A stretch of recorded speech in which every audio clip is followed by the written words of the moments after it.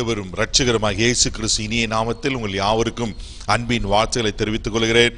அருமையான தேவனுடைய பிள்ளைகளே, ஆமென். இந்த நம்முடைய ஃப்ரைடே பிரைஸ் ஃபெல்லோஷிப் இந்த லாக்டவுன் காரணத்தினால நடத்த முடியாத இந்த சூழ்நிலையிலும் ஒவ்வொரு வாரமும் இந்த யூடியூப் சேனல் மூலமாய் உங்களை சந்திப்பதில் மிகுந்த மகிழ்ச்சி அடைகிறேன். அருமையான தேவ பிள்ளைகளே, இது பலருக்கு பிரயோஜனமாக இருக்கிறது. ஆமேன். கர்த்தர் தாமே தொடர்ந்து அற்புதமாய் இதை நடத்தி கொண்டு வருகிறார். ஆண்டவருடைய கிருபையினால் கர்த்தருடைய வார்த்தையை உங்களோடு கூட பகிர்ந்து கொள்ளும்படியாய் தேவனே தயவு பாராட்டியிருக்கிறார். ஹல்லேலூயா. இன்றைக்கு கூட கர்த்தருடைய வார்த்தைக்கு நேராய் நாம் கடந்து செல்வோம். ஒரு நிமிடம் கண்களை மூடி நாம் ஜெபிக்கலாம். அன்பு தகப்பனே, இந்த நல்ல மாலவிழிக்காய் உமக்கு நன்றி சொல்லுகிறோம். பரிசுத்த ஆவியானவரே, நீர் எங்களோடு கூட இடைப்படும்படியாய் நாங்கள் ஜெபிக்கிறோம். ஆவியாயும் ஜீவனமாக இருக்கிற வார்த்தை வெளிப்படும்படியாய் ஜெபிக்கிறோம். ஆண்டவரே, உம்மை ஸ்தோத்திரிக்கிறேன். ஆண்டவரே, நீர் பேசும் நாங்கள் கேட்கிறோம். ஆண்டவரே, அப்பா உமக்கு நன்றி. உங்க வார்த்தைக்கு விரோதமாக இருக்கிற எல்லா தடைகள் விலகற்றும். அன்றைக்கு லீதியாளின் இருதயத்தை திறந்த என் ஆண்டவர் எங்க எல்லாருடைய இருதயங்களை திறக்கும்படியாய் ஜெபிக்கிறோம். பரிசுத்த ஆவியானவர் நீர் பேசும் நாங்கள் கேட்கிறோம். இயேசுவின் மூலம் ஜெபம் கேளும் பிதாவே, ஆமென். ஹல்லேலூயா. எடுத்து வாசிக்க கேட்கலாம். 1 பேதுருவின் புஸ்தகம் 2ஆம் அதிகாரம் 9வது வசனத்தை வாசிக்க கேட்போம். நீங்களோ உங்களை அந்தகாரத்தில் நின்று தம்முடைய ஆச்சரியமான ஒளியினிடத்திற்கு வரவழைத்தவருடைய புண்ணியங்களை அறிவிக்கும்படிக்கு தெரிந்து கொள்ளப்பட்ட சந்ததியாயும் ராஜரீகமான ஆசாரிய கூட்டமாயும் பரிசுத்த ஜாதியாயும் அவருக்கு சொந்தமான ஜனமாய் இருக்கிறீர்கள். எத்தனை அருமையான ஒரு வேத வார்த்தை. அருமையான தேவ பிள்ளைகளே, பல முறை நம்ம இதை படித்திருக்கிறோம், பல முறை தியானித்திருக்கிறோம், பல முறை வசனத்தை நம்ம அறிந்திருக்கிறோம். இல்ல மிக ஆழமான சத்தியங்கள் சொல்லப்பட்டிருக்க நாம் பார்க்கிறோம். நீங்களோ உங்களை அந்தகாரத்தினின்று தம்முடைய ஆச்சரியமான ஒளியினிடத்திற்கு வரவழைத்துடைய புண்ணியங்களை அறிவிக்கும்படிக்கு. ஒரு காலத்துல நீங்கள் நானும் அந்தகாரமான இருளில் இருந்தோம், சாபத்தில் இருந்தோம், அடிமைத்தனத்தில் இருந்தோம், அக்கிரமத்தில் இருந்தோம், விக்கிரக பிடியில் இருந்தோம். ஹல்லேலூயா. 100% உண்மைதானே. நாம் ரட்சிக்கப்படுவதற்கு முன்பாக, ஆண்டவரை சொந்த ரட்சகராக தெய்வமாக ஏற்றுக்கொள்வதற்கு முன்பாக எப்படி இருந்தனா அந்தகாரமான இருளில் இருந்தோம். ஆமென். ஆனா ஆண்டவர் என்ன செய்தார்? தம்முடைய வெளியேறப்பட்ட ரத்தத்தை சிந்தி நம்மை ஆச்சரியமான ஒளிக்கு அழைத்தாரா. ஹல்லேலூயா. அருமையான தேவ பிள்ளைகளே, ஆண்டவர் எப்படிப்பட்டவர்? ஆண்டவர் உலகத்துக்கு ஒளியாய் இருக்கிறேன்னு சொல்லியிருக்கிறார். நம்மை எப்படி வைத்திருக்கிறார்? உலகத்துக்கு வெளிச்சமாய் வைத்திருக்கிறார். அவர் ஒளியில இருக்கிறது போல நீங்களும் ஒளியில இருக்க வேண்டும் என்று ஆண்டவர் விரும்புகிறார். அதனாலதான் அங்க சொல்லப்பட்டிருக்கு, அந்தகாரமான இருள் இருந்த நம்மள இந்த ஆச்சரியமான ஒளிக்கு, ஹல்லேலூயா, இயேசு கிறிஸ்துவின் அந்த ஒளிக்கு நம்மளை அழைத்து கொண்டார். எத்தனை பெரிய பாக்கியம். இந்த பாக்கியம் எத்தனையோ கோடிக்கணக்கான ஜனங்களுக்கு கிடைக்கல. தேவ பிள்ளையே, இதை கேட்டுக்கொண்டிருக்கிற அருமையான சகோதரனே, சகோதரியே, இந்த பெரிய பாக்கியம் எத்தனை கோடிக்கணக்கான ஜனங்களுக்கு கிடைக்கல தெரியுமா? உலகத்துல எத்தனை கோடி பணம் கொடுத்தாலும் இப்பேற்பட்ட விலையேறப்பட்ட ரட்சிப்பின் அனுபவம், ஆமென், கிடைக்கவே கிடைக்காது. ஹல்லேலூயா. அருமையான தேவ பிள்ளைகளே, அந்த ஆண்டவர் கிருபையாய் உங்களையும் என்னையும் ரட்சித்திருக்கிறார். ஒளியின் ஆச்சரியமான ஒளியிற்கு அழைத்து அவருடைய புண்ணியங்களை அறிவிக்கும்படி தெரிந்து கொண்டிருக்கிறார். அவர் புண்ணியங்களை அறிவிக்கும்படி என்று சொல்லப்பட்டிருக்கு. ஆண்டவர் அங்க 4 காரியங்கள் சொல்லப்பட்டிருக்கு. முதலாவது தெரிந்து கொள்ளப்பட்ட சந்ததியாயும், 2வது ராஜரீகமான ஆசாரிய கூட்டமாயும், 3வது அவருக்கு சொந்த ஜனமாயும், பரிசுத்த ஜாதியாயும் சொந்த ஜனமாயும் ஆண்டவர் வைத்திருக்கிறார். ஆமென். எத்தனை பெரிய பாக்கியம். அருமையான தேவ பிள்ளைகளே, இன்றைக்கு ஒரே ஒரு குறிப்பை மாத்திரம், ஒரு காரியத்தை மாத்திரம் உங்களோடு கூட நான் பகிர்ந்து கொள்ளப்பட்டிருக்கிறேன். இந்த ஆச்சரியமான ஒளிக்கு அழைத்து கர்த்தர் நம்மை எப்படி வைத்திருக்கிறார்னா, தெரிந்து கொள்ளப்பட்ட சந்ததி. ஹல்லேலூயா. அருமையான தேவ பிள்ளைகளே, நீங்கள் நானும் தெரிந்து கொள்ளப்பட்டவர்கள். ஹல்லேலூயா. யாரால் தெரிந்து கொள்ளப்பட்டவர்கள்? ஆமென். சர்வலோகாதிபதியாகிய யெகோவா தேவனாகிய ஆண்டவராக இயேசு கிறிஸ்துவாகிய பிதாவாகிய தேவனால் நாம் தெரிந்து கொள்ளப்பட்டிருக்கிறோம். தேவ பிள்ளைகளே, நீங்கள் என்ன சாதாரணமானவர்கள்? இதை கேட்டிருக்கிற அருமையான சகோதரனே, சகோதரியே, நீங்கள் சாதாரணமானவர் அல்ல. You are not a ordinary person. நாம் யார்? நாம் தெரிந்து கொள்ளப்பட்ட சந்ததி. ஒருவேளை மனுஷரால் தெரிந்து கொள்ளப்பட்டிருக்கிறோமோ இல்லையோ, உலகத்தால தெரிந்து கொள்ளப்பட்டிருக்கிறோமோ இல்லையோ, பெரிய பெரிய அரசு அதிகாரிகளால் தெரிந்து கொள்ளப்பட்டிருக்கிறோமோ இல்லையோ, ஒருவேளை பெரிய பெரிய ஸ்காலரால தெரிந்து கொள்ளப்பட்டிருக்கிறோமோ இல்லையோ, பரவாயில்ல, அதை பத்தி கவலைப்படாதீங்க. தேவ பிள்ளைகளே, நீங்கள் தேவனால் தெரிந்து கொள்ளப்பட்டவர்கள். தேவன் யார்? வேதத்தில் அவரை பார்க்கும்போது அவரை போல சர்வ வல்லமையுள்ள தேவன் ஒருவரும் இல்லை. அவர் சாவாமையுடையவர், அவர் சர்வலோகாதிபதி, வானவருக்கு சிங்காசனம், பூமி அவருக்கு பாதபடி. அப்பேற்பட்ட தேவன் தான் என்னையும் உன்னைங்க தெரிந்து கொண்டிருக்கிறார். அப்பேற்பட்ட ஆண்டவர் தான் உங்களை தெரிந்து கொண்டிருக்கிறார். ஹல்லேலூயா. அருமையான தேவ பிள்ளைகளே, நீங்கள் தெரிந்து கொள்ளப்பட்டவர்கள். ஆமென். ஒருவேளை உங்க வீட்டுல உங்களை ஆமென் சரியா புரிஞ்சுக்கிறாங்களோ இல்லையோ, நான் அடிக்கடி சொல்லுகிற காரியம், ஒருவேளை உங்க புருஷன் உங்களை புரிஞ்சு கொள்ளாம இருக்கலாம், உங்க மனைவி உங்களை புரிஞ்சு கொள்ளாம இருக்கலாம், உங்க பிள்ளைங்க உங்க புரிஞ்சு கொள்ளாம இருக்கலாம், உங்க உற்றார் உறவினர் புரிஞ்சு கொள்ளாம இருக்கலாம், உங்க அதிகாரிகளை புரிஞ்சு கொள்ளாம இருக்கலாம், உங்க பெஸ்ட் ஃப்ரெண்ட் உங்களை புரிஞ்சு கொள்ளாம இருக்கலாம். ஒருவேளை யார் உங்களை சரியா புரிஞ்சு கொள்கிறாங்களோ இல்லையோ, தேவ பிள்ளைகளே, ஆண்டவர் உங்களை சரியாய் புரிந்து கொண்டு இருக்கிறார். ஆண்டவர் உங்களை சரியா அறிந்திருக்கிறார். ஏனென்றால் நீங்கள் தேவனால் தெரிந்து கொள்ளப்பட்டவர்கள். ஹல்லேலூயா. நீங்க தேவனால் தெரிந்து கொள்ளப்பட்டவர்கள். அருமையான தேவ பிள்ளைகளே, எத்தனை பெரிய பாக்கியம் பாருங்க. ஆமென். அது மாத்திரமல்ல, வேதத்தில் நம்ம வாசிக்கும் போது மிக அழகாக சொல்லப்பட்டிருக்கு. உபாகமம் புஸ்தகம் 7ஆம் அதிகாரம் 6ஆம் வசனத்தை வாசித்தீங்கன்னா மிக அழகாக சொல்லப்பட்டிருக்கு. எடுத்து வாசிக்க கேட்கலாம். நீ உன் தேவனாகிய கர்த்தருக்கு, நீ உன் தேவனாகிய கர்த்தருக்கு பரிசுத்த ஜனம், பரிசுத்த ஜனம், பூச்சக்கரத்தில் உள்ள எல்லா ஜனங்களிலும் உன் தேவனாகிய கர்த்தர், உன் தேவனாகிய கர்த்தர் உன்னை தமக்கு சொந்தமாய் இருக்கும்படி தெரிந்து கொண்டார். ஹல்லேலூயா, ஹல்லேலூயா. எவ்வளவு பியூட்டிஃபுல்லா இருக்கு பாருங்க. அருமையான தேவ பிள்ளைகளே, நீ உன் தேவனாகிய கர்த்தருக்கு பரிசுத்த ஜனம். நீ ஆண்டவர் வெரி ஸ்பெசிபிக்கா சொல்றார், உங்களை தான் சொல்றார். இந்த இடத்துல என் பேரை ஆண்ட்ரூஸ், என் தேவனாகிய கர்த்தருக்கு நான் பரிசுத்த ஜனம். உங்க பேரை போட்டு பாருங்க. ஆண்டவர் அப்படிதான் சொல்லுகிறார், நீ உன் தேவனாக. நமக்கு ஒரு தேவன் இருக்கிறார், நமக்கு ஒரு ஆண்டவர் இருக்கிறார், நமக்கு ஒரு ரட்சகர் இருக்கிறார், நமக்கு ஒரு ஆமென் மனவாளன் இருக்கிறார், நமக்கு ஒரு பரிகாரி இருக்கிறார், நமக்கு ஒரு தகப்பன் இருக்கிறார், நமக்கு ஒரு மூத்த சகோதரன் இருக்கிறார், நமக்கு ஒரு நல்ல நண்பர் இருக்கிறார். அவர்தான் இயேசு. ஆமென். அருமையான தேவ பிள்ளைகளே, இங்க ஆண்டவர் சொல்றாரு, நீ உன் தேவனாகிய கர்த்தருக்கு பரிசுத்த ஜனம். அது மாத்திரம் பூச்சக்கரத்தில் உள்ள எல்லா ஜனங்களிலும் உன் தேவனாகிய கர்த்தர் உன்னை தமக்கு சொந்தமாயிருக்கும்படி தெரிந்து கொண்டாரா. அருமையான தேவ பிள்ளைகளே, என்ன அருமையா சொல்ல, பூச்சக்கரத்தில் ஹோல் யூனிவர்ஸ்ல ஆண்டவர் என்ன வெரி யூனிக்கா தெரிந்து கொண்டிருக்கிறார். அதுதான் அதனுடைய அர்த்தம். இங்க சொல்லப்பட்டிருக்கு, பூச்சக்கரத்துல எல்லா ஜனங்களிலும். ஒருவேளை நம்ம இந்திய தேசத்துல 138 கோடி மக்கள் இருக்கிறாங்க, உலக அளவில் ஏற்கனவே 800 கோடி மக்கள் இருக்கிறாங்க. இந்த ஹோல் யூனிவர்ஸ்ல ஆண்டவர் வெரி ஸ்பெசிபிக்கா என்னை தெரிந்து கொண்டிருக்கிறார். ஹல்லேலூயா. நான் அவருக்கு சொந்த ஜனம். அங்க அதுதான் சொல்லப்பட்டு, பூச்சக்கரத்துல எல்லா ஜனங்களிலும் உன் தேவனாகிய கர்த்தர் உன்னை தமக்கு சொந்தமா இருக்க முடியும். நான் யார் தெரியுங்களா? நான் ஆண்டவருக்கு சொந்தம். நீங்க யார் தெரியுமா? ஆண்டவருக்கு சொந்தம். அருமையான தேவ பிள்ளைகளே, நீங்க உலகத்துக்கு சொந்தமோ இல்லையோ, நீங்கள் தேவனுக்கு சொந்தமானவர்கள். ஆமென். அங்க ஆண்டவர் சொல்ல, உன் தேவனாக கர்த்தர் தமக்கு சொந்தமாயிருக்கும்படிக்கு, அவருக்கு சொந்தமாயிருக்கும்படி தெரிந்து கொண்டாரா. இப்ப இந்த மொபைல் இருக்கு, இந்த மொபைல் எனக்கு சொந்தம், என்னுடையது. ஹல்லேலூயா. இந்த மைக்கு நான் சொந்தம் பாராட்ட முடியாது, ஏன்னா இது ஊழியத்தினுடைய காரியங்கள். ஆனா இந்த மொபைல் என்னுடையது, இது எனக்கு சொந்தம். அதே போலதான் ஆண்டவர் எவ்வளவு அன்பா, ஆண்டவர் எவ்வளவு ஸ்பெசிபிக்கா சொல்றாரு பாருங்க, நீ எனக்கு சொந்தமாயிருக்கும்படி தெரிந்து கொண்டேன். தேவ பிள்ளைகளே, இந்த காரியத்தை உங்க மனசு ஆழ குறுத்தக்குள்ள வைங்க. ஒருவேளை உங்களை யார் நேசிக்கிறாங்களோ இல்லையோ, உங்க மேல யார் அன்பு கூறுகிறாங்களோ இல்லையோ, ஒருவேளை உங்களுக்காக யார் அக்கறை எடுக்கிறாங்களோ இல்லையோ, பரவாயில்ல, கவலைப்படாதீங்க. உங்களை நேசிக்கிற ஒரு தகப்பன் இருக்கிறார், உங்களை சொந்தம் பாராட்டுகிற ஒரு தகப்பன் இருக்கிறார். தேவ பிள்ளைகளே, எத்தனை பெரிய பாக்கியம் பாருங்க. அது மாத்திரமே இல்லாம சங்கீதங்களின் புஸ்தகம் 33ஆம் சங்கீதம் 12வது வசனத்தை வாசிக்கும் போது மிக அழகாக சொல்லப்பட்டிருக்கு. எடுத்து வாசிக்க கேட்கலாம். கர்த்தரை தங்களுக்கு தெய்வமாக கொண்ட ஜாதியும், கர்த்தரை தங்களுக்கு தெய்வமாக கொண்ட ஜாதியும், அவர் தமக்கு சுதந்திரமாக தெரிந்து கொண்ட ஜனமும் பாக்கியம் உள்ளது. கர்த்தரை தெய்வமாக கொண்டிருக்கிற ஜனம் பாக்கியம் உள்ளதான்.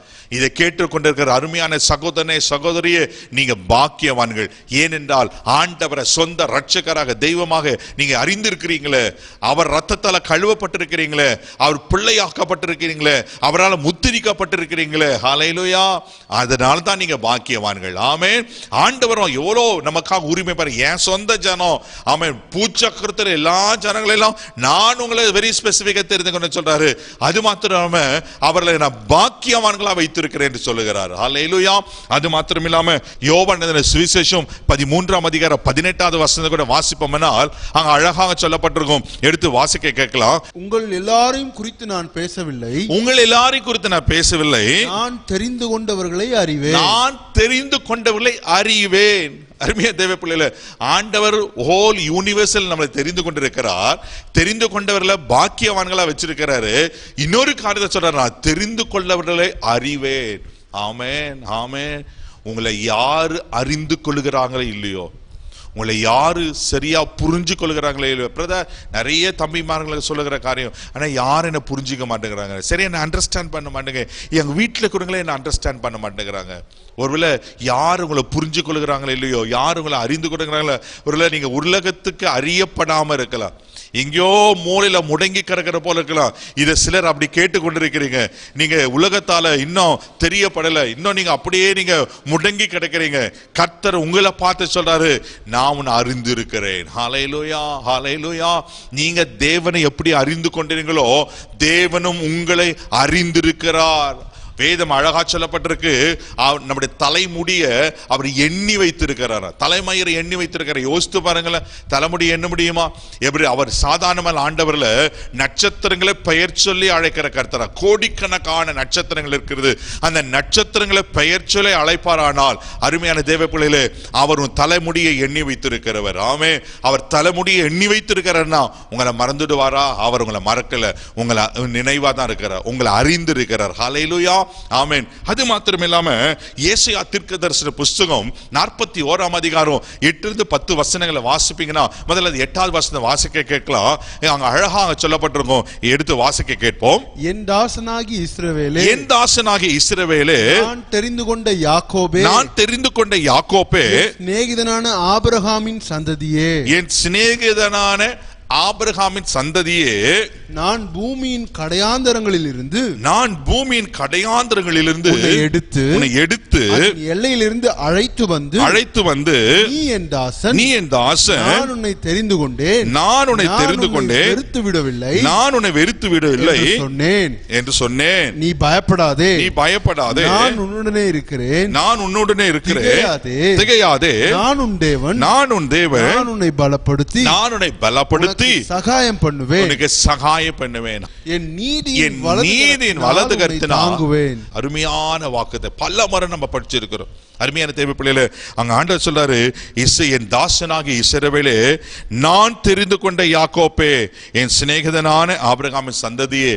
அப்படி சொல்லிட்டு அதுக்கு 9வது வசனம் சொல்லப்பட்டிருக்கு, நான் பூமியின் கடையாந்தரங்களிலிருந்து உன்னை எடுத்து அதன் எல்லைகளிலிருந்து அழைத்து வந்து நீ என் தாசன், நான் உன்னை தெரிந்து கொண்டேன், நான் உன்னை வெறுத்து விடவில்லை. ஹல்லேலூயா, ஆமென். அருமையான தேவ பிள்ளைகளே, யாரை ஆண்டவர் தெரிந்து கொள்ளுகிறார்களோ ஒரு நாளும் ஆண்டவர்களை வெறுக்க மாட்டார். ஆமென். உலகம் உங்களை வெறுக்கலாம், மறுபடியும் சொல்றேன், உறவுகள் உங்களை வெறுக்கலாம், நீங்க நம்பின நபர்கள் உங்களை வெறுக்கலாம், உங்க ஒருவேளை உங்க குடும்பத்தார் உங்களை வெறுக்கலாம், உங்க பெஸ்ட் ஃப்ரெண்ட் உங்களை வெறுக்கலாம். தேவ பிள்ளையே, நீங்கள் உங்களை தெரிந்து கொண்ட ஆண்டவர் உங்களை வெறுக்கவில்லை. ஆமென். இதை கேட்டுக்கொண்டிருக்கிற அருமையான சகோதரனே, சகோதரியே, உங்களுக்கு என்னராய் கர்த்தருடைய வார்த்தை வருகிறது.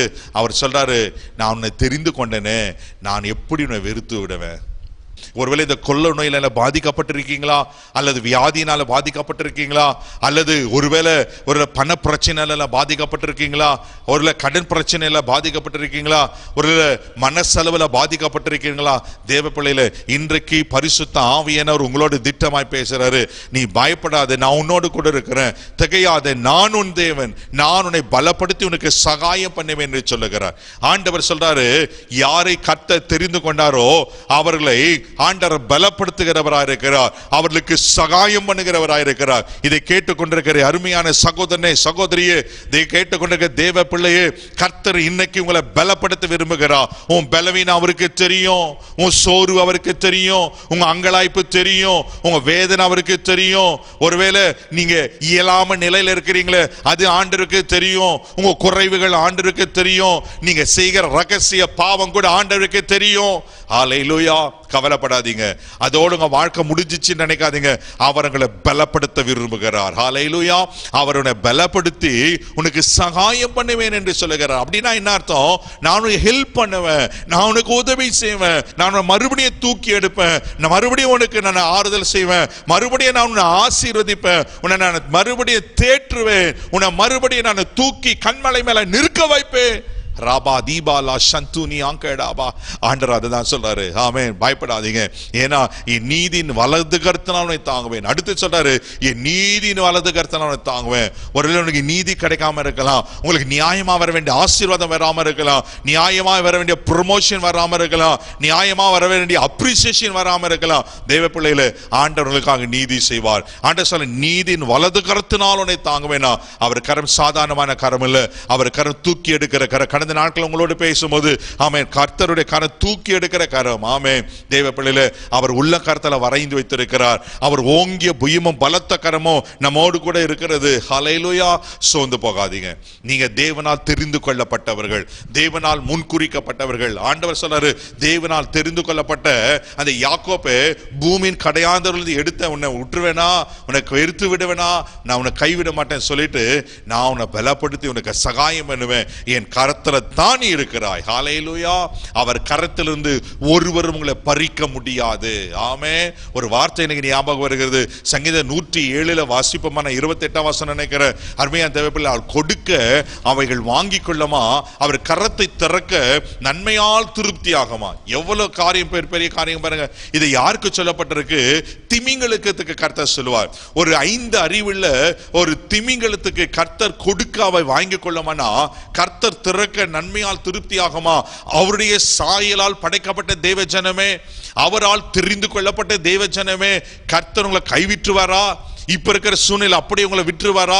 ஒருவேளை கொள்ள நோயா இருக்கட்டும், கடன் பிரச்சனையா இருக்கட்டும், வியாதியா இருக்கட்டும், எதுவா இருந்தாலும் சரி, உங்களை எது மனம் மடிவாக்கி கொண்டிருக்கிறது, இன்னைக்கு பரிசுத்த ஆவியானவர் திட்டமாய் உங்களோடு பேசி கொண்டிருக்கிறார். ஹல்லேலூயா. அவர் கரம் சாதாரணமா கரம் இல்ல. ஆண்டவர் சொல்றாரு, நீ என்னால் தெரிந்து கொள்ள, பூமியின் கடையாந்திருந்த அவனை தெரிந்து கொண்ட, நான் தெரிந்து கொண்டது மாத்திரமில்ல, மெத்தகையாத கலங்காத பயப்படாதுன்னு கர்த்தர் சொல்லிட்டு, நான் உன்னை பலப்படுத்துவேன், நான் உனக்கு சகாயம் பண்ணுவேன், நான் என் நீதியின் வலது கரத்தினால் உன்னை தாங்குவேன் என்று கர்த்தர் சொல்லுகிறார். ஹல்லேலூயா. சோர்ந்து போகாதீங்க, தேவனால் தெரிந்து கொள்ளப்பட்ட ஜனம் நீங்க. சோர்ந்து போகாதீங்க, தேவனால் தெரிந்து கொள்ளப்பட்டவர்கள். ஒரு 3 முறை சொல்லுங்க பார்க்கலாம். நான் தேவனால் தெரிந்து கொள்ளப்பட்டவன், நான் தேவனால் தெரிந்து கொள்ளப்பட்டவன், நான் தேவனால் தெரிந்து கொள்ளப்பட்டவன். இதை கேட்டுக்கொண்டிருக்கிற அருமையான சகோதரனே, சகோதரியே, நீங்கள் தேவனால் தெரிந்து கொள்ளப்பட்டவர்கள். ஹல்லேலூயா. எத்தனை பெரிய பாக்கியம் பாருங்க. ஹல்லேலூயா. எடுத்து வாசிக்க கேட்கலாம். ஏசாயா 44 முதலாவது வசனத்தை வாசிங்க பார்க்கலாம். இப்பொழுதும் என் தாசனாகி யாக்கோபே, இப்போதும் என் தாசனாகி யாக்கோபே, நான் தெரிந்து கொண்ட இஸ்ரவேலே, நான் தெரிந்து கொண்ட இஸ்ரவேலே, கேள். கேள். ஆமென். இப்போதும் என் தாசனாகிய யாக்கோபே, நான் தெரிந்து கொள்ளப்பட்ட இஸ்ரவேலே. அருமையான தேவ பிள்ளைகளே, யாக்கோப்புனா எத்தனை அர்த்தம், இஸ்ரவேல்னா ஆளுகிற பிரபு. ஒரு காலத்துல யாக்கோபு எத்தனை ஏமாற்றுக்காரன் தான் இருந்தான். ஆனா கர்த்தர் தெரிந்து கொள்ளப்பட்ட பிறகு அவன் ஆளுகிற பிரபுவாய் மாறுகிறான். நான் தெரிந்து கொள்ளப்பட்ட இஸ்ரவேலே என்று கர்த்தர் சொல்கிறார். கர்த்தர் உங்களை தெரிந்து கொண்டாரானால் நீங்க சாதாரணமா இருக்க மாட்டீங்க. தேவ பிள்ளைகளை மறுபடியும் சொல்றேன், நீங்க தேவனால் தெரிந்து கொள்ளப்பட்ட சந்ததியா, நீங்க தேவனால் தெரிந்து கொள்ளப்பட்ட அவன் முத்திரிக்கப்பட்டவளா இருப்பீங்கன்னா, நீங்க தேவனால் தெரிந்து கொள்ளப்பட்டவளா இருப்பீங்கன்னா, நீங்க சாதாரணமா இருக்க மாட்டீங்க. பாவத்தில் இருக்க மாட்டீங்க, சாபத்தில் இருக்க மாட்டீங்க, ஆமென், அடிமைத்தனத்தில் இருக்க மாட்டீங்க. நிச்சயமா நாங்க சொல்றேன், கர்த்தர் உங்களை உயர்த்துவதற்கு உண்மையில இருக்கிறார். ஹல்லேலூயா. பாருங்க, அந்த யாக்கோபு எத்தனை இருந்தவன், ஆனால் தேவன் அவனை ஆளுகிற பிரபுவாய் மாற்றுகிறார். யாக்கோபு இஸ்ரவேலாய் மாற்றுகிறார். தெரிந்து கொண்ட இஸ்ரவேலே என்று கர்த்தர் சொல்லுகிறார். கர்த்தர் உங்களை தெரிந்து கொள்ளும் போது நீங்க சாதாரணமா இருக்க மாட்டீங்க, மறுரூபமாக்கப்பட்டவர்களா இருப்பீங்க. ஆமென். இன்னொரு காரியத்தை சொல்றேன், நீங்க தெரிந்து கொள்ளப்பட்ட பிறகு உங்க ஜென்ம பாவங்கள் செத்து தேவ சாயலை தரித்து கொண்டவர்களாக இருப்பீர்கள். யாரை கர்த்தர் தெரிந்து கொள்ளுகிறாரோ அவர்களை கர்த்தர் சாதாரணமாக வைக்கல, அவருடைய சாயலுக்கு ஒப்பான சாயலை கொடுக்கிறார். ஹல்லேலூயா. அருமையான தேவ பிள்ளைகளே, எத்தனை பேரை பாக்கியம் பாருங்கள். ஆமென். நீங்களே நானும் தெரிந்து கொள்ளப்பட்டவர்கள். ஆமென். ஏன் ஆண்டவனை தெரிந்து கொள்ளப்பட்டார்? ஹல்லேலூயா. எதுக்காக ஆண்டவர் தெரிந்து? ஒரு 5 குறிப்புகள் இருக்கிறது. வேகமாய் உங்களுக்கு சுருக்கமாய் நான் காண்பித்து கடந்து போக விரும்புகிறேன். முதலாவது எடுத்து வாசிக்க கேட்கலாம். சங்கீதங்களின் புஸ்தகம் 65ஆம் சங்கீதம் 4வது வசனம் வாசிக்க பார்க்கலாம். சங்கீதம் 65 4வது வசனம் வாசிக்க கேட்போம். உம்முடைய பிரகாரங்களில் வாசமாய் இருக்கும்படி, உம்முடைய பிரகாரங்களில் வாசமாய் இருக்கும்படிக்கு நீர் தெரிந்து கொண்டு சேர்த்துக் கொள்கிறவன் பாக்கியவான். பாக்கியவான். ஆமென். அப்போ ஏன் ஆண்டவர் நம்மை தெரிந்து கொண்டா தெரியுங்களா தேவ பிள்ளைகளே? அவருடைய பிரகாரங்களில் அப்படின்னா என்ன அர்த்தம்? அவருடைய சமூகத்தில், அவருடைய பிரசன்னத்தில், அவருடைய ஆலயத்தில், அவரோடு கூட ஆமென் அவருடைய சமூகத்தில் இருக்கணும்னு தான் கர்த்தர் நம்மளை தெரிந்து கொண்டிருக்கிறார். சங்கீதங்களின் புஸ்தகம் 84ஆம் சங்கீதம் 2வது வசனத்தை வாசிப்போமானால் அங்க அழகா தாவீது சொல்றார். எடுத்து வாசிக்க கேட்கலாம். என் ஆத்துமா கர்த்தருடைய ஆலய பிரகாரங்களின் மேல். ஓ, சூப்பரா இருக்கு பாருங்க. கர்த்தருடைய ஆலய பிரகாரங்களில் மேல் வாஞ்சையும் தவனமாய் இருக்கிறது. என் இருதயமும் என் மாம்சமும் ஜீவனுள்ள தேவனை நோக்கி கம்பீர சத்தமிடுகிறது. தாவீதுடைய வாஞ்சை, தாவீதுடைய ஆசை எங்க இருந்துச்சுன்னா அவருடைய பிரகாரங்களில் இருப்பதற்கு. ஆமென். தாவீது எதை வாஞ்சிக்கிறாரு? அவருடைய பிரகாரங்களில், அப்படின்னா அவர் சமூகத்துல, அவருடைய ஆலயத்தில் இருக்கணும்னு ஆண்டு தாவீது விரும்புகிறார். அதனாலதான் என்னவோ தெரியல தேவ பிள்ளைகளே, ஒரு சாதாரண ஆடிமைப்பு நான் இருந்தவன கர்த்தர் ஒரு பெரிய அரசனாய் மாற்றுகிறார். இன்னைக்கு நீங்களும் நானும் எதை வாஞ்சித்து கொண்டிருக்கிறோம்? இன்னைக்கு உலகத்தை வாஞ்சித்து கொண்டிருக்கிறோம், உலகத்தினுடைய காரியங்களை வாஞ்சித்து கொண்டிருக்கிறோம். கவனமா இருக்கனா அப்படின்னா அது மேல ஆசையா இருக்கிறதா தேவ பிள்ளைகளே? இன்னைக்கு எதை நம்ம ஆசையா இருக்கிறோம்? எதன் மேல ஆசையா இருக்கிறோம்? எனக்கு ஒருவேளை ஒரு சண்டே சர்வீஸ், ஏதோ ஒரு ஃபெல்லோஷிப் இப்படி வந்துட்டு கொஞ்சம் 1 மணி நேரம் 2 மணி நேரம் தேவ பிரசன்னத்தில் உட்கார்ந்துட்டு போயிருது கிடையாது. ஆமென். 24 மணி நேரமும் அவருடைய பிரசன்னத்தை நான் உணர்கிறவனா இருக்கணும். அவர் 24 மணி நேரமும் அவர் பிரசன்னத்தில் காத்திருக்கனா இருக்கணும். ஒருவேளை நீங்க 24 மணி நேரமும் தேவ ஆலயத்தில் உட்கார முடியாம இருக்கலாம், அவருடைய பிரசன்னத்தில் உட்கார முடியாது இருக்கலாம். ஆனா 24 மணி நேரமும் அவருடைய பிரசன்னத்தை உங்களால உணர முடியும். ஹல்லேலூயா. தேவ பிள்ளைகளே, அதுதான் கர்த்தர் விரும்புகிறார். ஏன் ஆண்டவர் என்னை தெரிந்து கொண்டார் என்று சொன்னா அவருடைய பிரகாரங்களில, அப்படின்னா அவருடைய பிரசன்னத்துல, அவருடைய ஆலயத்துல, அவருடைய சமூகத்துல நான் இருக்க வேண்டும் என்று கர்த்தர் விரும்புகிறார். ஹல்லேலூயா. தாவீது தான் சொல்றாரு, என் ஆத்துமா வாஞ்சிக்கிறது. எது மேல வாஞ்சியா இருக்குனாக்கா அவருடைய பிரகாரங்கள் மேல. அவர் பிரகாரத்துக்கு போயிட்டா போதும், அவர் துதிக்கிற துதி ஆட்டோமேட்டிக்கா வந்துடும். அவரை மகிமைப்படுத்திக் கொண்டே இருப்பேன், அவரை போற்றி கொண்டே இருப்பேன். தேவ பிள்ளைகள் ஒண்ணு தெரியுமா? அவருடைய பிரகாரங்களை போயிட்டு நீங்க அவரை துதிக்க ஆரம்பிச்சிட்டீங்கன்னா போதும், அவருடைய பிரச்சனை அளவில்லாம வந்துடும். ஹல்லேலூயா. நான் ஏற்கனவே சொன்ன பிரகாரம் எதை குறிக்கிறது? அவருடைய பிரச்சனத்தை குறிக்கிறது. தேவ பிள்ளைகளே, அவர் சமூகத்துல, அவருடைய ஆலயத்தில், அவருடைய பிரகாரங்களை நீங்க போய் உக்காந்துட்டா போதும், அவர் உங்களுக்காக பிரசன்ட் ஆயிடுவாரு. அவர் அங்க ஓடோடி வந்துடுவாரு. நீங்க டெஸ்ட் பண்ணி பாருங்க. நீங்க தேவ சமூகத்துல காத்திருக்கும் போது, தேவனுடைய பிரகாரங்களில் அமர்ந்திருக்கும் போது, தேவ பிரகாரத்தை வாஞ்சிக்கும் போது அவர் ஓடோடி வந்துடுவார். ஆமென். அவர் மகிமையான பிரசன்னத்தால நிரப்பிடுவார். ஒண்ணு தெரியுமா? சங்கீதம் 97:5 நான் வாசிக்கிறோம், கர்த்தருடைய பிரசன்னத்தினால பர்வதங்கள் மெழுகு போல் உருகி போகுமா. தேவ பிரசன்னம் உங்க மேல இருக்குமானால், தேவனுடைய பிரசன்னம் உங்களை ஆளுகை செய்யுமானால், நீங்கள் தேவனுடைய பிரசன்னத்துல நிறைந்து இருப்பீங்கன்னா, உங்களுக்கு விரோதமா எத்தனை மலைகள் வந்தாலும், எத்தனை குன்றுகள் வந்தாலும், எத்தனை பர்வதங்கள் வந்தாலும், எத்தனை பிரச்சனைகள் வந்தாலும், எத்தனை பலவீனம் வந்தாலும், எத்தனை சத்துருக்கள் வந்தாலும் ஒன்றும் உங்களை மேற்கொள்ள முடியாது. ஆமென். ஏனா அவருடைய பிரசன்னம் அப்படிப்பட்ட பிரசன்னம். ஹல்லேலூயா.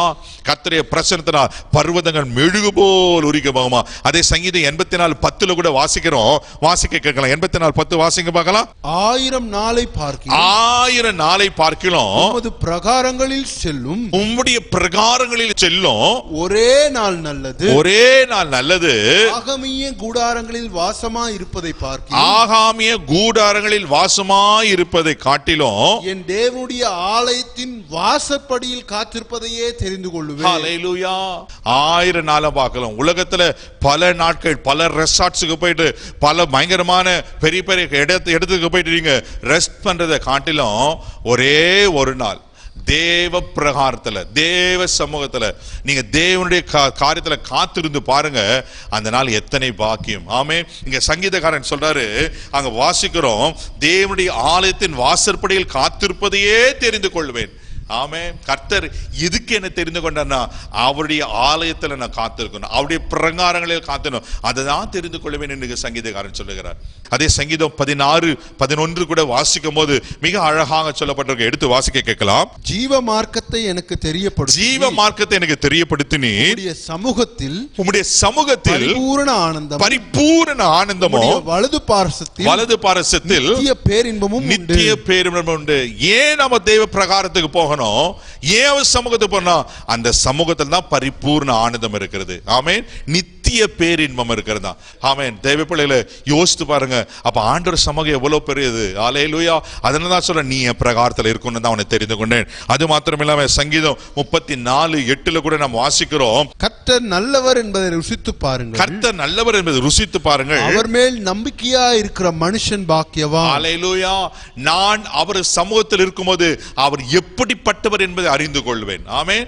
கர்த்தரை நான் எப்ப அறிந்து கொள்வேன்? நான் அவர் சமூகத்தில் காத்திருக்கும் போது தான், அவருடைய பிரகாரங்களில் இருக்கும்போது தான். கர்த்தர் நல்லவர் என்பதை ருசித்து பாருங்களா. எப்படி ருசிக்க முடியும்? நான் அவர் சமூகத்தில் போகும்போது தான், அவர் சமூகத்தில் அவருக்கு காத்திருக்கும் போது தான், அவர் பிரகாரங்களில் இருக்கும் போது தான் நான் அவர் அறிந்து கொள்ள முடியும். ஹல்லேலூயா. அது மாத்திரமல்ல, சங்கீதம் 63:2 வாசிப்போம்னா 5 வசனங்களும் ரொம்ப அழகாக சொல்லப்பட்டிருக்கும். எடுத்து வாசிக்க கேட்கலாம். சங்கீதம் 63:2-5 வாசிங்க பார்க்கலாம். இப்படியே பரிசுத்த ஸ்தலத்தில் உம்மை பார்க்க ஆசையா இருந்து, பரிசுத்த ஸ்தலத்தில் உம்மை பார்க்க ஆசையா இருந்து, உமது வல்லமையையும் உமது மகிமையையும் கண்டேன். உமது மகிமையும் கண்டேன். ஜீவனை பார்க்கிலும் கிருபை நல்லது. உதடுகள் உம்மை துதிக்கும். என் ஜீவனுள்ள நாள் மட்டும் நான் உம்மை துதித்து நாமத்தை சொல்லி கையெடுப்பேன். ஹல்லேலூயா. தேவ பிள்ளைகளே, அங்க சொல்லப்பட்டிருக்கு, இரண்டாவது, இப்படி பரிசுத்த ஸ்தலத்தில் உம்மை பார்க்க ஆசையாய் இருந்து உமது வல்லமையும் உமது மகிமையும் கண்டேன். அவர் வல்லமையை, அவர் மகிமையை எங்க பார்க்க முடியும்? அவர் பரிசுத்த ஸ்தலத்துல தான், அவருடைய பிரகாரங்களில தான், அவருடைய பிரசன்னத்துல தான், அவர் ஆலயத்தில் தான் அவர் வல்லமையை மகிமையை காண முடியும். தேவ பிள்ளைகளே, அல்லேலூயா. அது மாத்திரமில்லாம ஜீவனை பார்க்கிறது கிருபை நல்லது, என் உதடுகள் உம்மை துதிக்கும். அவர் பரிசுத்த ஸ்தலத்துல நான் இருக்கும்போது அவர் கிருபையை நான் பெற்றுக்கொள்கிறவனா இருக்கிறேன். அது மாத்திரமே, ஜீவனுள்ள மட்டும் நான் உம்மை துதித்து உம்மை நாமத்தை சொல்லி கையெடுப்பேன். 5வது வசனம் சொல்லப்பட்டிருக்கு, நினத்தையும் கொழுப்பையும் உண்டது போல என் ஆத்துமா திருப்தியாக்கும், என் வாய் ஆனந்த களிப்புல உதடுகளால் உம்மை போற்றும். நினத்தையும் கொழுப்பையும். ஹல்லேலூயா. அப்படின்னா ஒரு பெரிய மாம்சத்தை உண்டது போல, ஒரு நல்ல கொழுமையானகளை உண்டது போல என் ஆத்துமா திருப்தியாகுமா. தேவ பிள்ளைகளே, ஒருவேளை உலக பிரகாரமான சாப்பாட்டுக்கு பல ரெஸ்டாரண்ட் போயிட்டு பல டெலிஷியஸ் ஃபுட்டு சாப்பிட்டாலும் அந்த நேரத்தில் திருப்தியா இருக்கிற போல இருக்கும். சில மணி நேரம் கழிச்சு அது டைஜஸ்ட் ஆகிட்டு போயிடும், அது டேஸ்ட் போயிடும், திருப்தி போயிடும். ஒரு இந்த சரீர பிரகாரமான சாப்பாட்டுக்கு, இந்த சரீர பிரகாரமான திருப்திக்கு உலக பிரகாரமான சாப்பாட்டை சாப்பிட்றோம். உன் ஆத்துமாவை திருப்தி ஆக்குறது தேவ பிரசன்னம் மாத்திரமே. ஹல்லேலூயா. உங்க ஆத்துமாவை திருப்தி ஆக்குறது தேவ சமூகம் தான். உங்க ஆத்மாவை பலனடைய செய்கிறது தேவ சமூகம் தான். பாவம் செய்கிற ஆத்மா சாகும் என்று சொல்லப்பட்டிருக்கிறது. அப்போ ஆத்மாவை பாவம் செய்யாதபடிக்கு பரிசுத்தமாய் காத்துக்கொள்ள வைப்பது எதுனா தேவ சமூகம் தான். ஆமென். ஆனால் 3 யோவான் 2 வாசிக்கும், ஆத்மா வாழ்கிறது போல் நீ எல்லாவற்றையும் வாழ்ந்து சுகமாயிரு. அப்படின்னா உலக பிரகாரம் ஆசீர்வாதத்திலும் உலக பிரகாரம் சுகத்திலும் சரீர சுகத்திலையும் நம்மளை பலனாய் வைப்பது ஆத்மா. அப்ப ஆத்மாவில நான் வாழ்ந்திருப்பேன், ஆனால் சரீர பிரகாரமும் வாழ்ந்து கொண்டிருப்பேன், ஆசீர்வாதமா இருப்பேன். ஹல்லேலூயா. அப்ப என் ஆத்மாவை பலனடைய செய்கிறது, என் ஆத்மாவை கொழுமையடை செய்கிறதுனா தேவ சமூகம். அப்ப எவ்வளவு இம்பார்ட்டன்ஸ் பாருங்க. அதனால்தான் ஆண்டவர் தெரிந்து கொண்டிருக்கிறார், அவருடைய பிரகாரங்களில் இருக்கும்படி கர்த்தர் நம்மளை தெரிந்து கொண்டிருக்கிறாரா. இரண்டாவது, ஆண்டவர் எதுக்கு தெரிந்து கொண்டிருக்கிறார்? எடுத்து வாசிக்க கேட்கலாம்.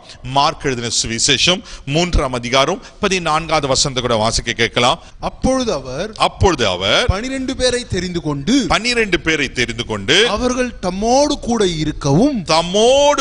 இருக்கவும் பிரசங்கம் பண்ணும்படியாக தாம் அவர்களை அனுப்பவும் வியாதிகளை குணமாக்கி பிசாசுகளை துரத்தும்படி, வியாதிகளை குணமாக்கி பிசாசுகளை துரத்தும்படி அவர்கள் அதிகாரம் உடையவர்களாய் இருக்கவும் அவர்களை ஏற்படுத்தினார். ஹல்லேலூயா. ஆண்டவர் 12 பேரை தெரிந்து கொள்கிறார். எதுக்கு 12 பேரை தெரிந்து கொள்கிறார்? தம்மோடு கூட இருக்கும்படிக்கு. ஹல்லேலூயா. தேவ பிள்ளைகளை 12 பேரை தெரிந்து கொண்டு தம்மோடு கூட இருக்கவும், அங்க சொல்லப்பட்டிருக்கு தம்மோடு கூட இருக்கவும், ஆமென், பிரசங்கம் பண்ணும்படியாக அவளை அனுப்பவும், வியாதியஸ்தலை குணமாக்கி பிசாசுகளை துரத்தும்படி அவளை அதிகாரமுடையவர்களாய் அவளை ஏற்படுத்தினார். அவர்களுக்கு ஒரு அத்தாரிட்டி கொடுக்கணும், அவர்களுக்கு போய் ஊழியம் செய்யணும். ஆமென். அவர் வியாதியஸ்தலை குணமாக்கணும், பிசாசுகளை துரத்தணும். தேவன் இயேசு கிறிஸ்து இந்த 3.5 வருடங்கள் செய்த ஊழியத்தை அவர்கள் போய் இயேசு கிறிஸ்துக்கு பிறகு செய்ய வேண்டும் என்பதற்காகவே ஆண்டவர் என்ன பண்ணாக்கா அவரை தம்மோடு கூட வைத்துக் கொண்டிருக்கிறார். தம்மோடு வைத்து என்ன பண்ணாரு? அவரை ட்ரெயின் பண்றாரு. ஹல்லேலூயா. தேவ பிள்ளைகளே, இயேசு இருக்கும்போது சீஷர்கள் போயிட்டு அங்க ஊழியம் செய்ததா தெரியல தேவ பிள்ளைகள.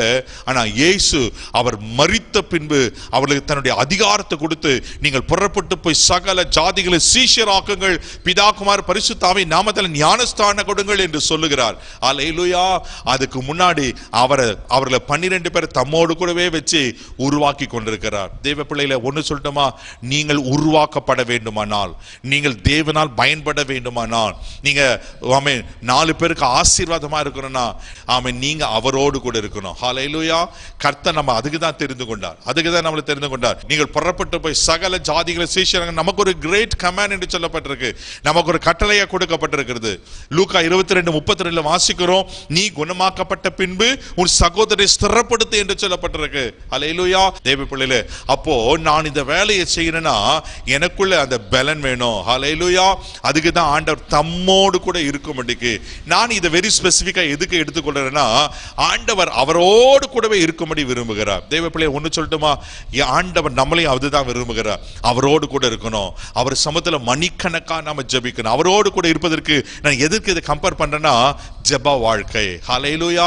தேவ பிள்ளைகளே, இயேசுவும் பிதாவையும் பிரிக்கவே முடியாதான். நானும் பிதாவும் ஒன்றாயிருக்கிறோம் என்று சொல்லப்பட்டிருக்கு. அவர் இரவெல்லாம் ஜெபம் பண்ணினாரா. மார்க் 1:35 வாசிக்கிறோம், அதிகாலை இருட்டோடு எழுந்து ஜெபம் பண்ணாரா. அருமையான தேவ பிள்ளைகளே, அவர் சாயங்கால வேளையில ஜெபம் பண்ணாரா, அவர் இரவெல்லாம் ஜெபம் பண்ணினாரா, அவர் பாடுகளின் மத்தியில ஜெபம் பண்ணினாரா. அருமையான தேவ பிள்ளைகளே, அவர் அற்புதங்களை செய்யும் போது ஜெபம் பண்றார். அப்படின்னா 24 மணி நேரம் அவர் ஜெப வாழ்க்கையில் இருக்கிறத நான் பார்க்கிறோம். அவர் பிதாவோடு ஒன்றாய் இருந்தார், பிதாவோடு ஐக்கியப்பட்டிருந்தார். தேவ பிள்ளைகளே, இன்னைக்கு கர்த்தர் எதுக்கு உங்களை தெரிந்து கொண்டார்னா, நீங்க அவரோடு கூட இருக்க வேண்டும் என்பதற்காக தான். அவர் சமூகத்தை விட்டு போயிடாதீங்க, அவர் பிரசன்னத்தை விட்டு போயிடாதீங்க, ஆண்டவர் அன்பை விட்டு போயிடாதீங்க. ஹல்லேலூயா. உலகத்தோடு போய்விடக் கூடாது என்பதற்காக தான் ஆண்டவர் ஆமென் நம்மளை தெரிந்து கொண்டிருக்கிறார். தேவ பிள்ளைகளே, அதனால தான் 1 யோவான்ல வாசிக்கிற 2ஆம் அதிகாரத்துல உலகத்தில் உள்ளவர்கள் அன்பு கூறாதீர்கள் என்று சொல்லப்பட்டிருக்கு. இதெல்லாம் நம்ம நிறைய அறிஞ்சிருக்கோம், இந்த சத்தியத்தை நம்ம அறிந்திருக்கிறோம் தேவ பிள்ளைகளே. ஆனாலும் நாம் உலகத்தோடு போயிடுறோமே. தேவ பிள்ளைகளே, கர்த்தர் எதுக்கு நம்மை தெரிந்து கொண்டா? அவரோடு கூட இருக்கும். 12 பேரை தெரிந்து கொண்டு தம்மோடு கூட இருக்கும்படிக்கு நீங்க அவரோடு கூட இருக்கணும், அவர் சமூகத்தில் இருக்கணும், அவர் அந்த ஜெபத்துல இணைக்கப்பட்டிருக்க வேண்டும் என்று விரும்புகிறார். ஹல்லேலூயா.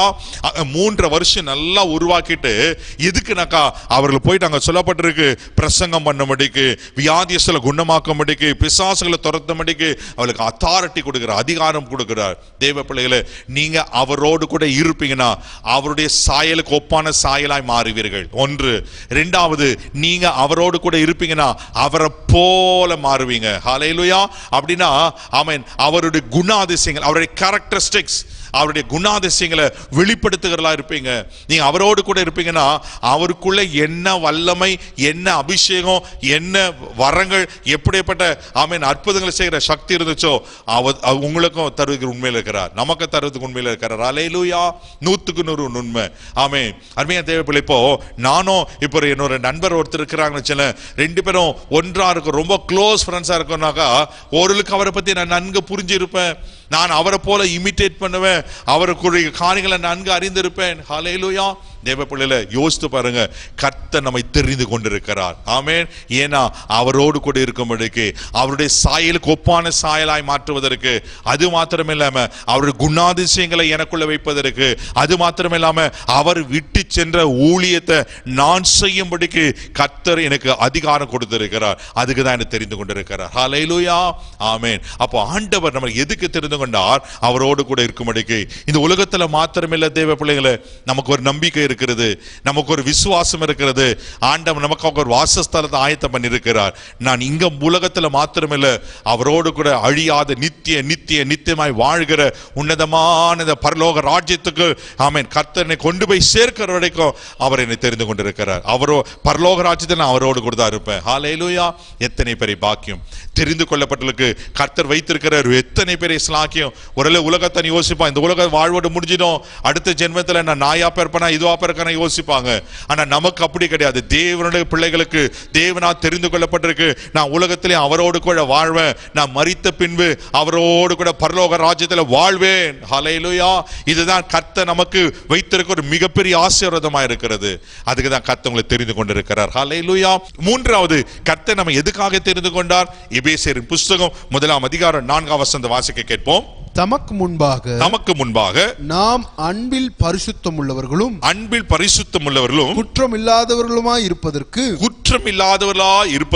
அவர் உலக தோற்றத்திற்கு முன்பே கிறிஸ்துவுக்குள் நம்மை தெரிந்து கொண்டபடியே. மூன்றாவது, ஏன் ஆண்டவர் தெரிந்து கொண்டிருக்கிறார்? அன்பில் பரிசுத்தம் உள்ளவர்களும் குற்றம் இல்லாதவர்களுமாய் இருப்பதற்கு. ஹல்லேலூயா, எவ்வளவு முக்கியமான காரியம். ஆமென். நம்ம பரிசுத்தமல்லாவே நிறைய பரிசுத்தத்தை அறிந்திருக்கிறோம், அடிக்கடி நாம் அறிந்திருக்கிறோம், பேசுகிறோம், பல சத்தியங்களை கேட்கிறோம். தெய்வ பிள்ளைகளை, இதை நிறைய உங்களுக்கு சொல்லணும்னு அவசியம் இல்லை.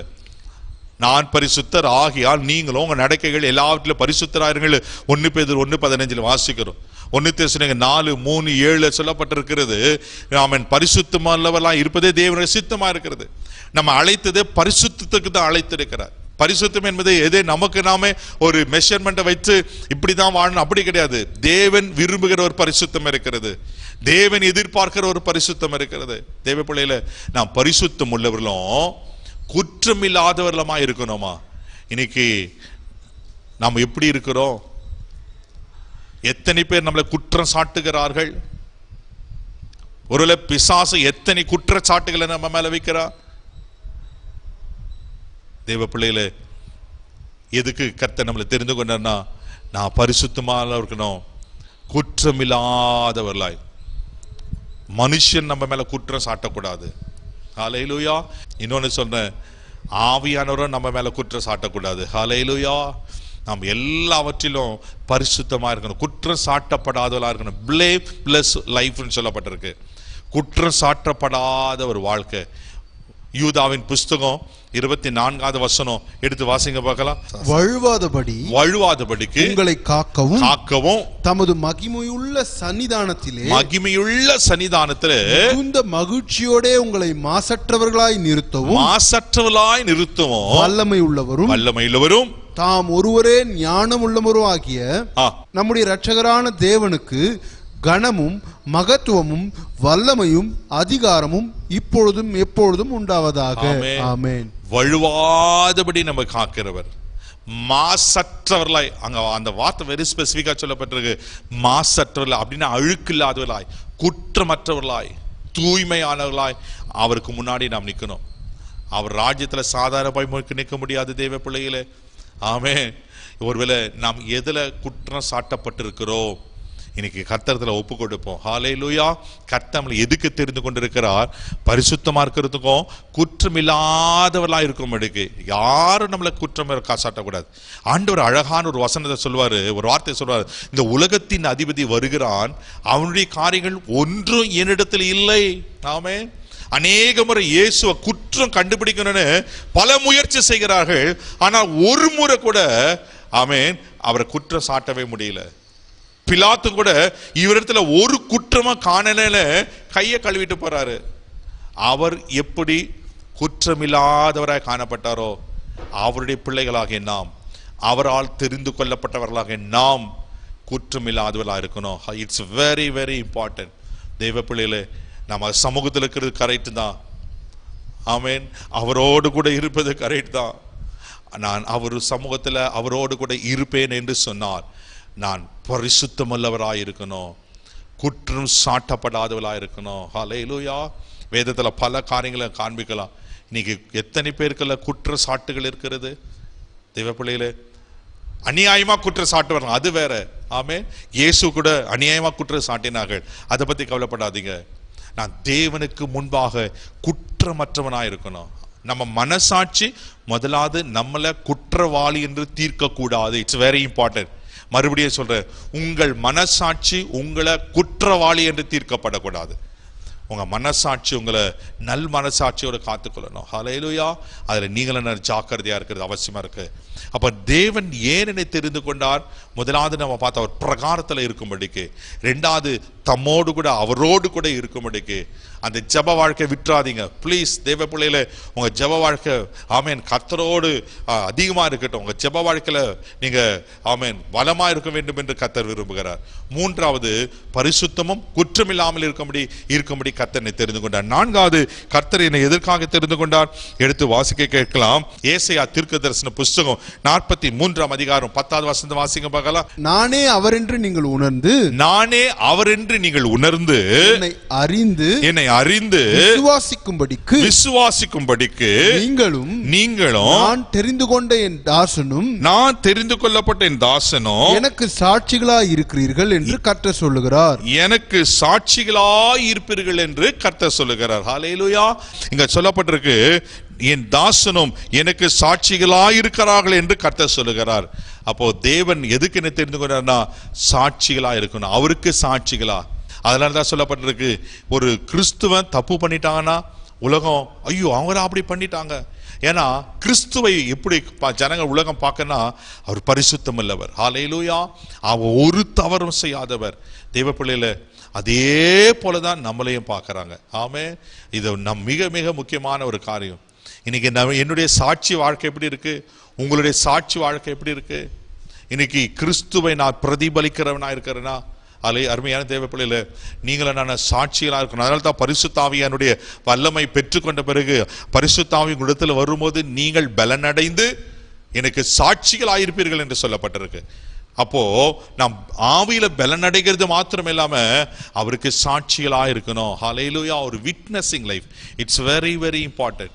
தேவ பிள்ளையில நான் தேவனால் தெரிந்து கொள்ளப்பட்டவன், தேவனால் முன்குறிக்கப்பட்டவன், கர்த்தரனை தெரிந்து கொண்டதற்கு ஒரு நோக்கம் இருக்குமனா நான் அவருக்கு சாட்சியா இருக்கணும். ஹல்லேலூயா.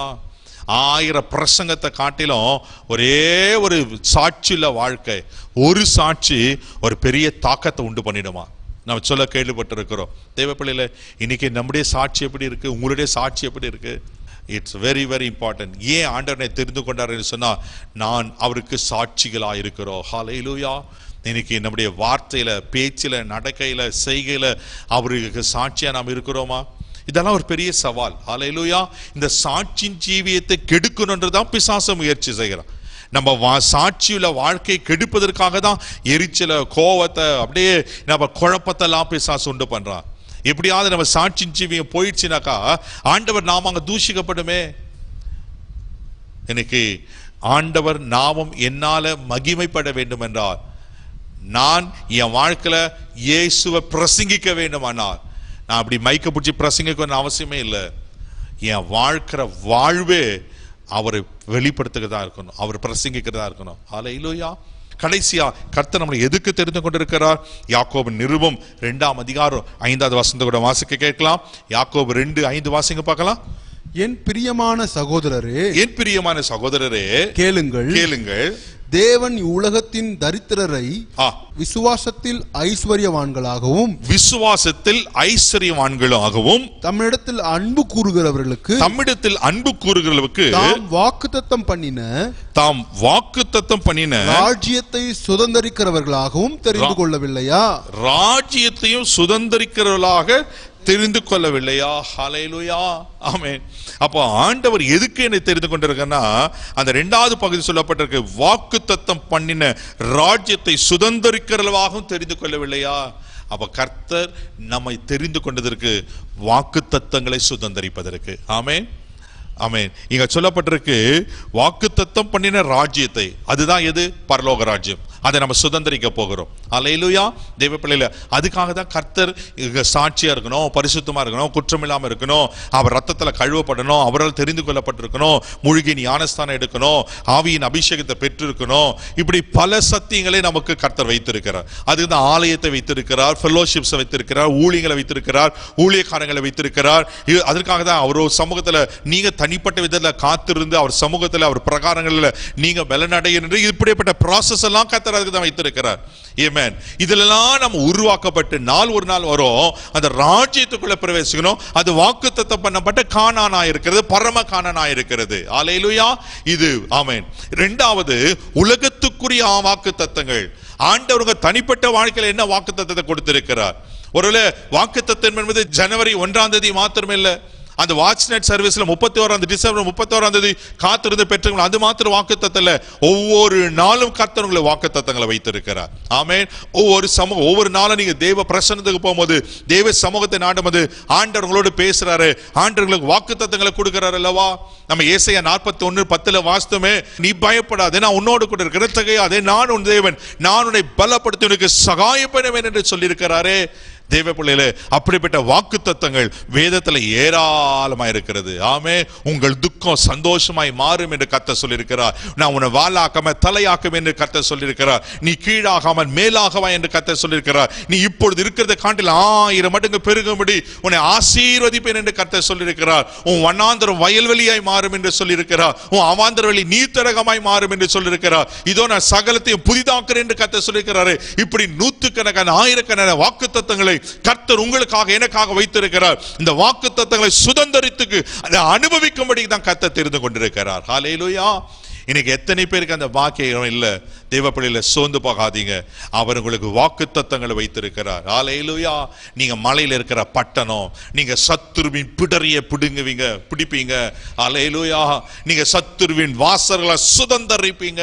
ஹல்லேலூயா. கர்த்தர் சத்துருக்களுக்கு முன்பாக உங்களுக்கு ஒரு பந்தியை ஆயத்தப்படுத்தி வைத்திருக்கிறார். அவர் உங்களை காண்டாமது கொத்த பலனால் நிரப்புவார். ஹல்லேலூயா. நீங்க ஆரோக்கியமும் சௌக்கியமாய் இருப்பீர்கள். ஒரு மாற்றம் இல்லை. ஹல்லேலூயா.